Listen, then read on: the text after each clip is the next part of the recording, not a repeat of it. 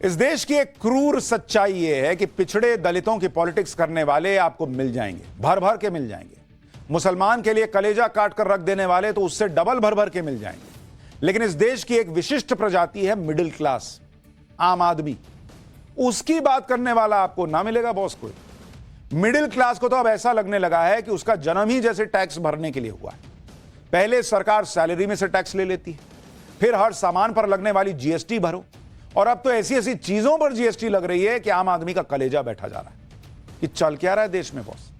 हाल ही में GST council की meeting में ऐसी ऐसी घोषणाएं हुई हैं कि आम आदमी का दिल उस गड्ढे में घुसा बैठा है जो संभल जैसी खुदाई भी हो जाए ना तो ना निकले। लोगों का जो दर्द है वो मजाक के रूप में बाहर आ रहा है। वित्त मंत्री निर्मला सीतारमण को लेकर खूब मीम्स बनाए जा रहे हैं। ऐसा इसलिए क्योंकि जीएसटी को लेकर ऐसे ऐसे फैसले हुए हैं जो मिडिल क्लास को तो समझ में नहीं आ रहे। जैसे अगर आप देखें कुछ फैसले आपको मैं बताऊं, पुरानी गाड़ी बेचने पर टैक्स 12% से बढ़ाकर 18% कर दिया गया। पॉपकॉर्न पर टैक्स को 3 कैटेगरी में बांट दिया गया। पॉपकॉर्न जो आप खाते हैं, नमक और मसालों वाले अनपैक्ड पॉपकॉर्न पर 5% टैक्स लगेगा। पहले से पैक और लेबल वाला पॉपकॉर्न है तो उस पर 12% टैक्स लगेगा। कैरेमलाइज्ड यानी मीठे पॉपकॉर्न है तो 18% टैक्स लगेगा। हेल्थ इंश्योरेंस पर जीएसटी कम करने या हटाने का कोई फैसला नहीं हुआ। यानी जिस पॉपकॉर्न को खाते खाते आम आदमी सोच रहा था कि शायद हेल्थ इंश्योरेंस पर जीएसटी कम हो गई, यह सुनने को मिलेगा, उसको पता चला कि उसके हाथ में जो पॉपकॉर्न है उसकी प्रजाति तय करके अलग अलग टैक्स लग गया है पॉपकॉर्न पर, लेकिन उसके इंश्योरेंस पर टैक्स घटने का कोई फैसला नहीं हुआ। गजब ही है बॉस। आप खुद सोचिए कि सरकार के पास इतना समय है कि वो पॉपकॉर्न को 3 कैटेगरी में बांटकर उस पर भी टैक्स लगा रही है, लेकिन इतना समय नहीं है कि हेल्थ और लाइफ इंश्योरेंस जैसे महत्वपूर्ण मुद्दों पर जल्दी से कोई फैसला ले लें। इसलिए पब्लिक अब सवाल पूछ रही है कि बॉस क्या हम लोग सिर्फ अलग अलग ब्रैकेट में टैक्स भरने के लिए बने हैं? और सबसे बड़ा टॉकिंग पॉइंट तो पुरानी गाड़ियों को बेचने पर लगने वाला टैक्स बना हुआ है। जीएसटी काउंसिल की बैठक में पुरानी कारों के बेचने पर लगने वाली जीएसटी की दर को बढ़ा दिया गया।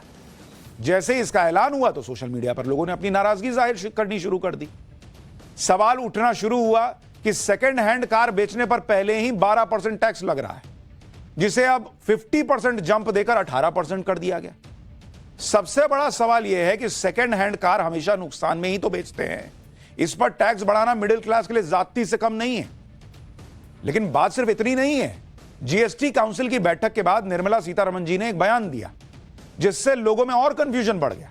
वित्त मंत्री निर्मला सीतारमण ने कहा कि जिस दाम में कार खरीदी गई और जिस दाम में बेची जा रही है उसके अंतर पर 18% टैक्स लगेगा। यानी वित्त मंत्री निर्मला सीतारमण के मुताबिक नई कार की कीमत और उसे यूज करने के बाद बेचते समय जो दाम आपको मिल रहा है उसमें जितना डिफरेंस होगा उस पर 18% का टैक्स लगेगा। एक बार वित्त मंत्री को सुनिए, फिर आपको बताऊंगा कि निर्मला सीतारमण ने कैसे कंफ्यूजन बढ़ा दिया और कैसे यह टैक्स आम आदमी की कमर तोड़ देगा। It is on that margin, the margin value between purchased price and resale price. 12 lakh में खरीदा, 9 लाख में बेच रहे हैं सेकेंड हैंड यूज्ड व्हीकल के नाम पर।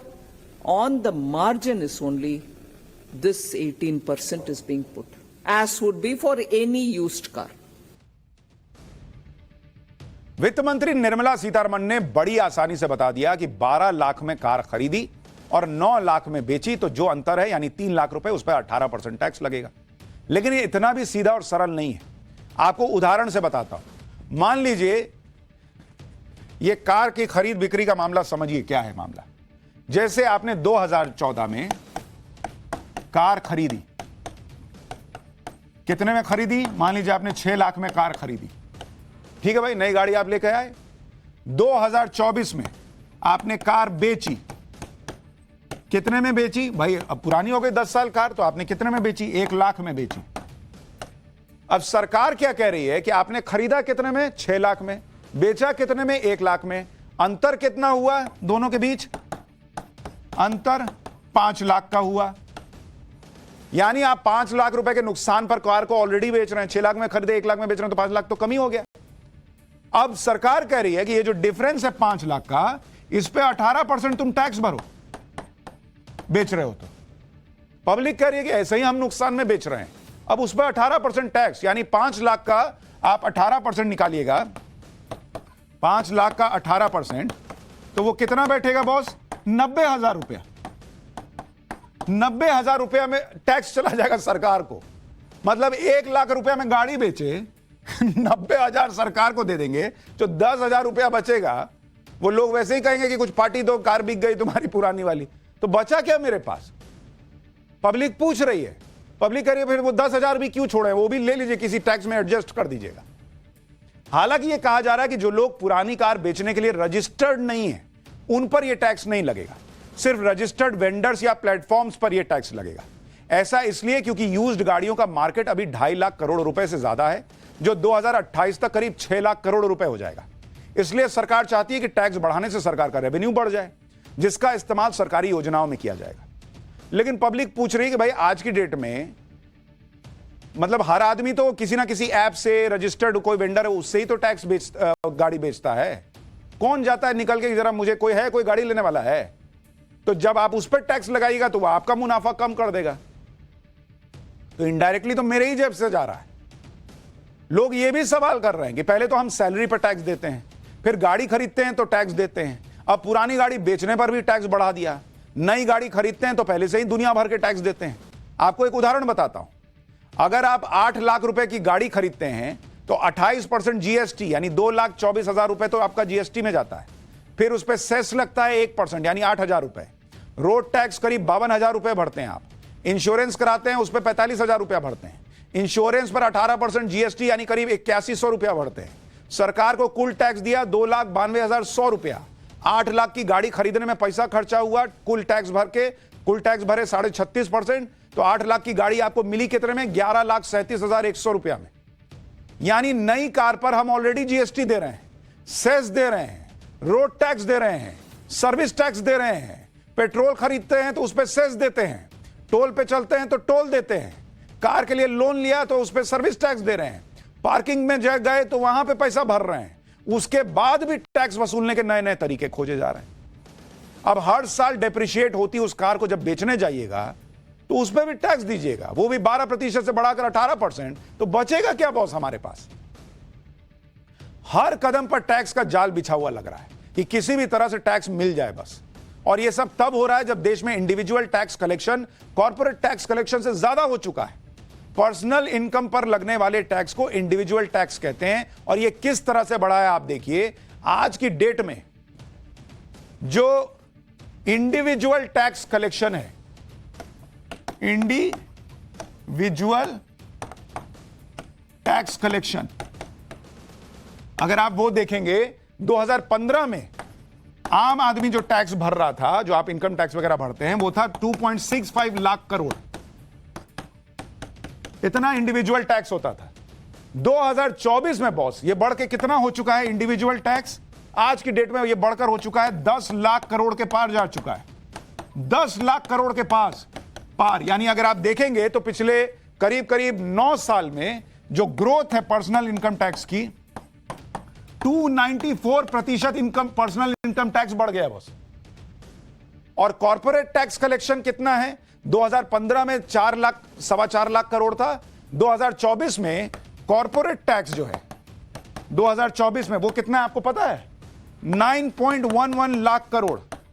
यानी जो इंडिविजुअल टैक्स है, आप और हम जो टैक्स दे रहे हैं, वो कॉर्पोरेट टैक्स से भी आगे चला गया है।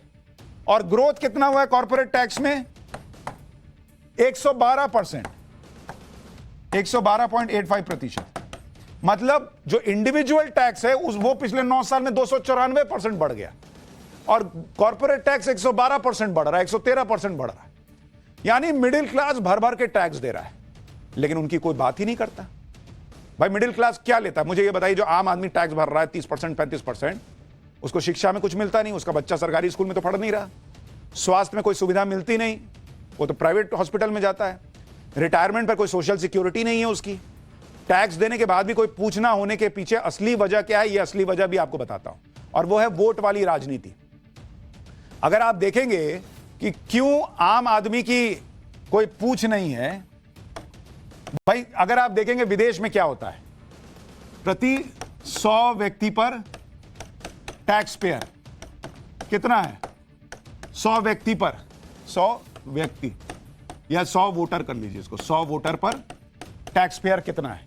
जैसे अगर आप नॉर्वे में देखेंगे, नॉर्वे में 100 लोग टैक्स भरते हैं और 100 लोग वोट देते हैं, तो उसमें से 100 के 100 टैक्स देते हैं।